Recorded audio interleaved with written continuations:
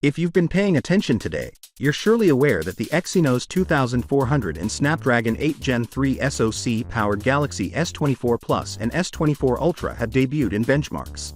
These Geekbench entries validated several suspicions that have been circulating for months.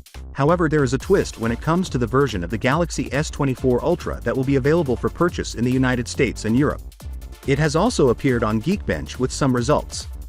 On the one hand, this benchmark verifies that the S24 Ultra will be equipped with the Snapdragon 8 Gen 3 processor in Europe, while the Basic and Plus variants will feature the Exynos 2400 chip instead.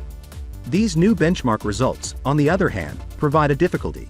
The benchmark scores for the European Galaxy S24 Ultra are actually lower than those reported by the S24 Plus Exynos 2400 variant.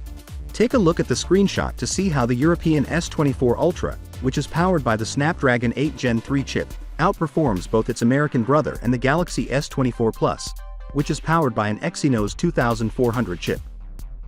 In single-core testing, the European model achieved 4,506 points out of a possible 2,059 points. The US edition with the chip, on the other hand, obtained better scores of 2,234 and 6,807, respectively. Surprisingly, with scores of 2,067 and 6,520, the Exynos 2400-powered Galaxy S24 Plus outperformed its Snapdragon cousin. The European version of the S24 Ultra with Snapdragon seems to be falling behind in terms of performance.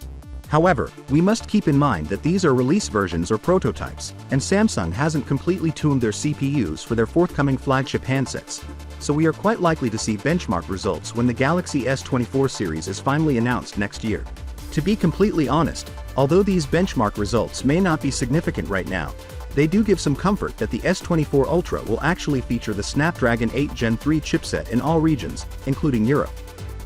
So it's too early to pass judgment on the Geekbench results, but seeing some amazing performance from Exynos might be a positive indicator for Samsung's next initiatives. Finally, what are your thoughts about it? So with that being said, let me know your thought in the comment below, and if you are new here, please subscribe. Peace out.